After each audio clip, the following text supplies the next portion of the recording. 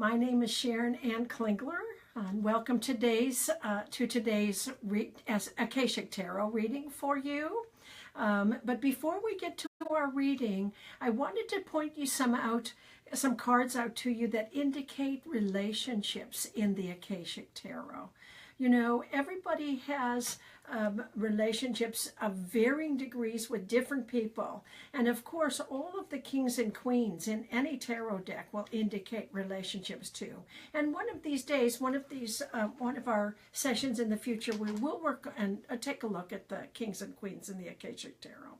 But today I wanted to talk to you about some specific cards that speak to the action in a relationship, the type of relationship that it is, and indeed some of the energy that comes through the relationship before we get on to our reading.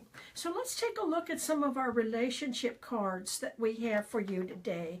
If we take a look at this top row, the first card that we have here is the commitment card with a contract and a quill pen and a beautiful shining light. This, of course, could indicate a contract if you're getting a new job or something like that. But notice the flower petals around it, the rose petals around it. It also is indicative of a new commitment in relationship as well. So this is one of the cards that show not just newness in relationship. You can have new levels of commitment in even a relationship that's 20 years old. So whenever you would get this card, know that there is a new contract, a new level of commitment in a relationship, and perhaps in some other focus of your life. So moving on to the card next to it, the Two of Roses. This is a lovely card that shows the higher self as a beautiful white dove up here at the center. And there is the ego. And in each of their beaks, they have a message for you. This card is called the Winged Messenger. If you look at the card closely, one of the teacups has fallen, and there's just a little chip in the edge of the teacup. This card indicates, of course, the setting is a home setting, a beautiful outdoor setting, and the place ready and set for tea. And with the little chip in the cup here, it shows that in some relationship, there is a situation where there are little difficulties or some misunderstandings. And sometimes the ego, which is indicated by the bird of prey here, can become in conflict with the spirit, and indeed somebody within the relationship might be more led by the egos than listening to their spirit. Happily, it's not a card of great neglect or detachment or endings. It's just a card that brings the message that we have to be aware that there's a little bit of a chip in our china here, a little bit of a chip in a relationship happening, and we need to collect and connect with our own higher selves to bring healing to the situation so that we can clean up the cracks and move forward in a bright, shining energy in this relationship. Now, moving on to the Archangel Raphael. Why is the Archangel Raphael in a relationship in our list of relationship cards? Well, of course, the Archangel Raphael is the Archangel of love and romance, besides of healing. He, of course, was the one who led Tobiah to his partner and his love mate in life in the Bible. And, of course, when he brought Tobiah there, the partner was bewitched and unsuccessful in having relationships. So he helped remove the demons, let's say, and that's only in a figurative sense. Nobody gets attached or has anybody living inside them, but remove the psychological demons that prevented her from relationship. And of course, then Tobiah was happy and well, and they were brought back to Tobiah's hometown where Tobias, his father, lived, and he healed. That's why the Archangel Raphael is also the angel of healing. He's depicted without wings here because of all of the archangels. The Archangel Raphael is the one that took human form the most, or is most described as taking human form. But he comes, and you can call to him, and in a very precise manner relative to your relationships, to help anybody, yourself and anybody else in relationship, to remove the psychological blocks, the baggage from past lives, indeed, even the emotional baggage from this life, to wake up to a higher plane of healing and insight about the love and the romance that we have. So that's why we have the Archangel Raphael within the cards about relationship, for sure. And then moving on to the Six of Roses. This card depicts the War of the Roses. Here is the white rose, and there is the red rose, and the two armies are standing at the ready and patiently and indeed watching closely the other side. And notice that the flag of the red and white rose is torn and on the ground. Red, again, we have a sense of our personal selves, and white, we have a sense of our spirit selves. This card depicts a relationship where there's a part of you that your spirit has told you that a certain relationship isn't the best for you. It doesn't have to be a romantic relationship. It could be a relationship that you have with your boss or a coworker, and that your spirit is telling you there's something about this that isn't honoring, and you're very watchful, but you're not really right and ready to leave the battlefield yet, because there's something that keeps you holding on. The red rose, that part of your personality that needs this relationship, or in some way has some kind of attachment to the outcome here, hasn't let go. Now, this card depicts that situation, but happily, when the card is reversed, there is a letting go.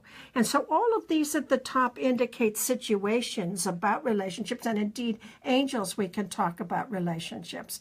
But let's go to the bottom row here. I love these cards because, of course, and in every tarot deck, just like in astrology, every card can mean more than one thing. A contract card, a commitment card, could be a new commitment in relationship or a new level of commitment in relationship, but also could be a contract in your work. So each one of these at the bottom two also have primary meanings and secondary meanings, but they can all be applied to relationships. Let's take a look at the first one here, fated meaning.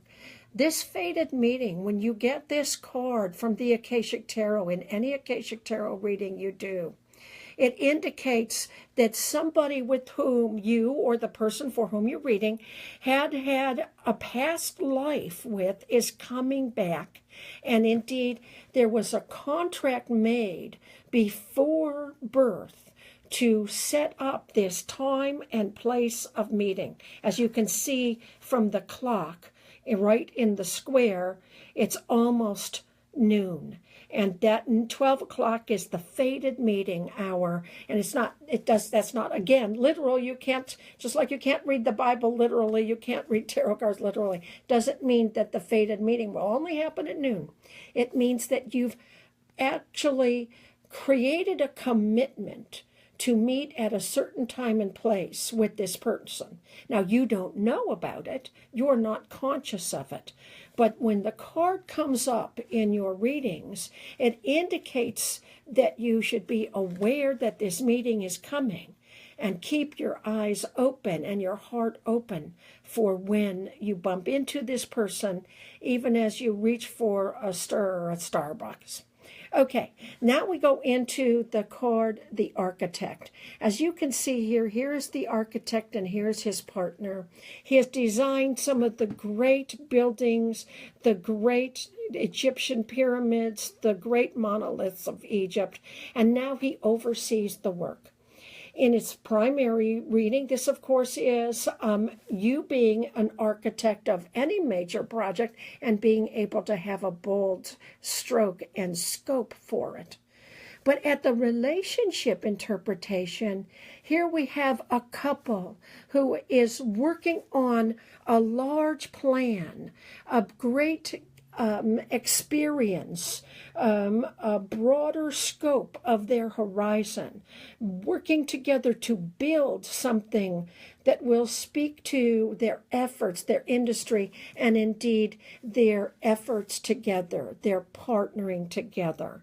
So both those meanings are present in the architect card, and I love how they both look in the same direction and are certain that they have the ability to build and move forward in the expanse that they wish to create together.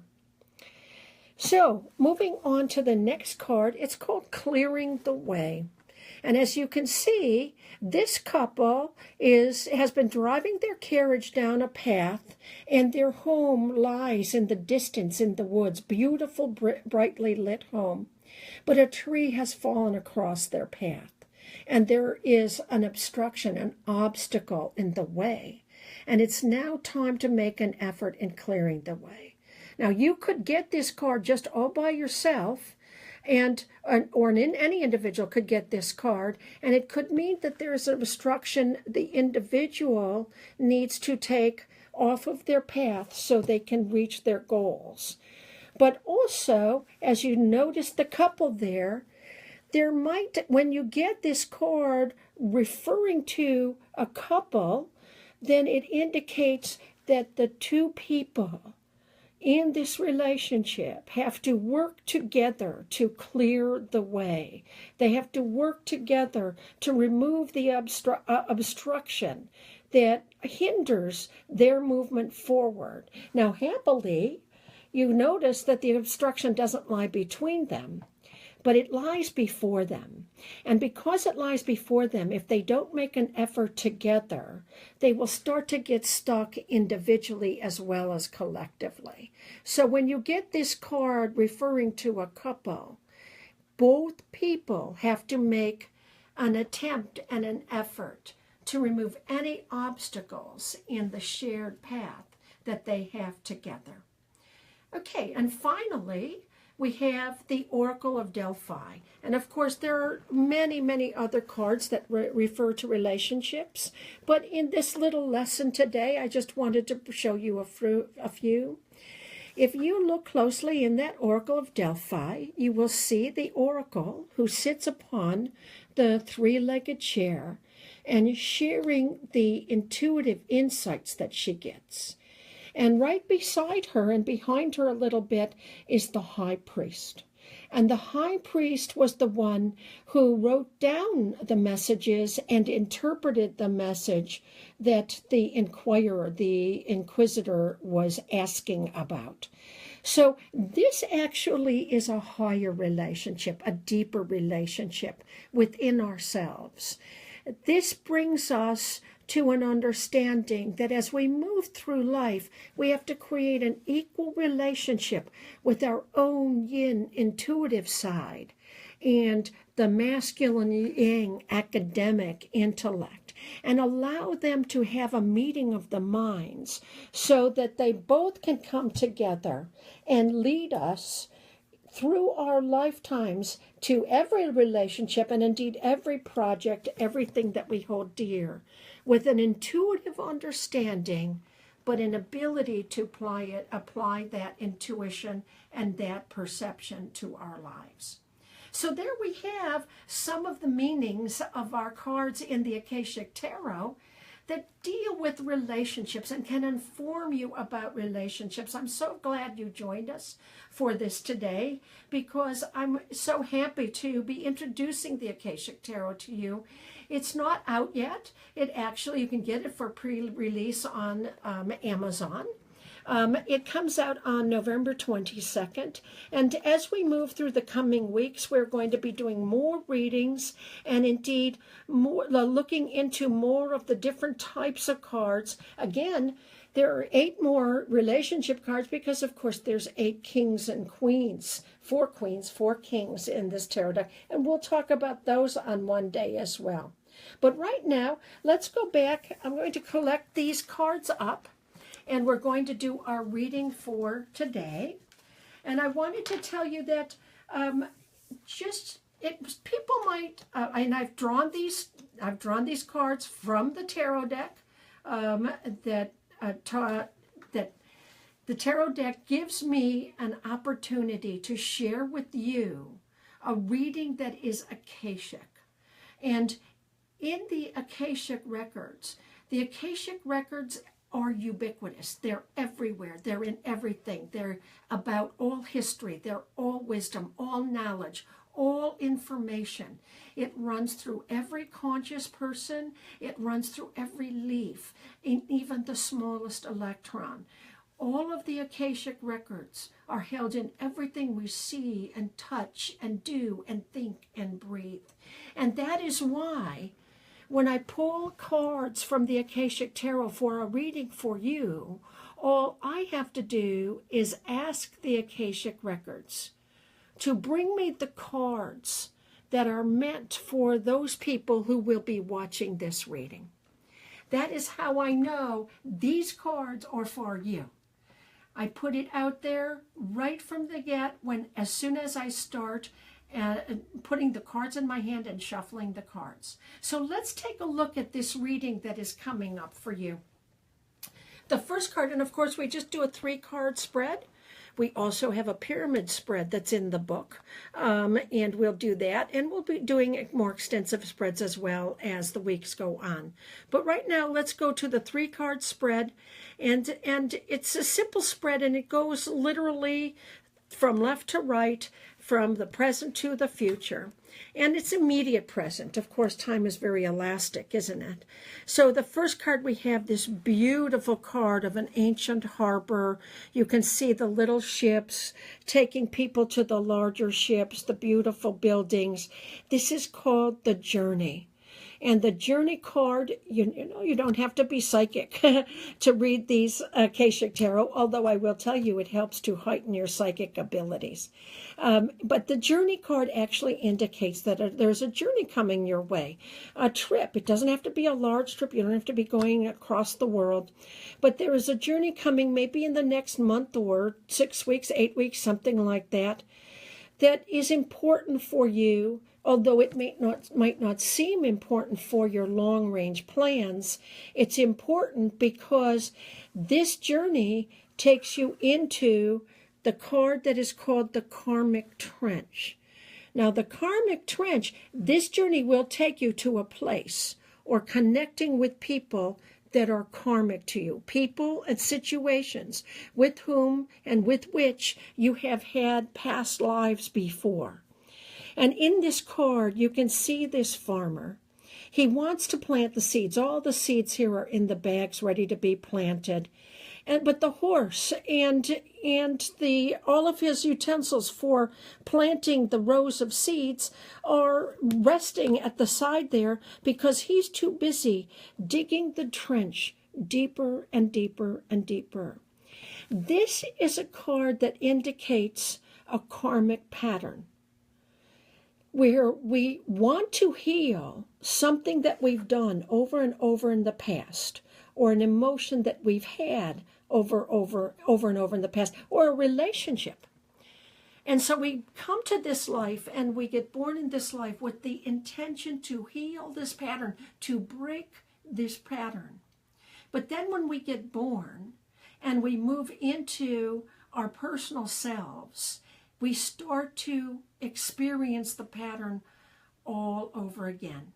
And instead of being conscious about how important it is to change this karmic pattern, we start to do it over and over. And we dig deeper and deeper in the trench so that the next time we have to deal with it, we have to dig ourselves out from an even deeper morass. So here this journey is taking you to a place or to a relationship or to a situation that is very karmic for you. So it's very important for you to be aware, not to fall into old patterns in your communication with people, in your distancing yourself from your own higher truth, letting yourself be subservient to others, or even in actual physical patterns. These things can also relate to drinking, to eating, all sorts of different karmic patterns. If we are aware, that's what the Akashic Tarot does for us. The Akashic Tarot brings an awareness to us of the things that we can grow through and the power and forces that we can activate to bring a heightening experience to our life.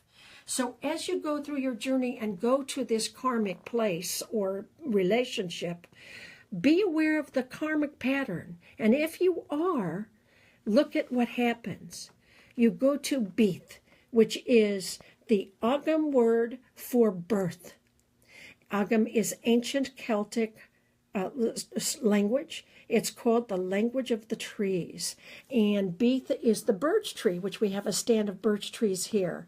And it also stands for birth. You can move through the karmic pattern. You can break through the karmic pattern and have a whole new birth of a new life without having to take all of the baggage from past lives forward with you.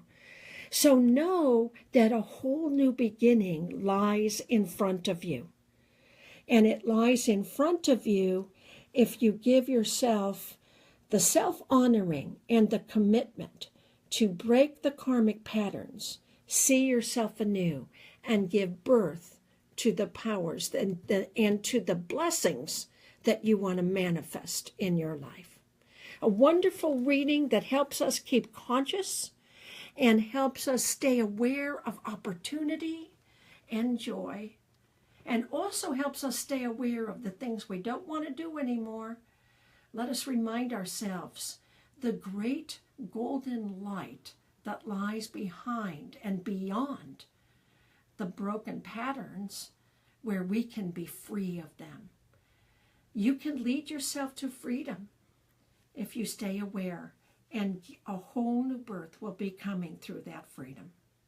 So this is your reading. All those of you who have tuned into this message, again, I asked the tarot cards, the Akashic Tarot, which will be coming out soon, the Akashic Tarot, to give me the cards that will be right for all those who seek to know the answers for themselves at this moment in time.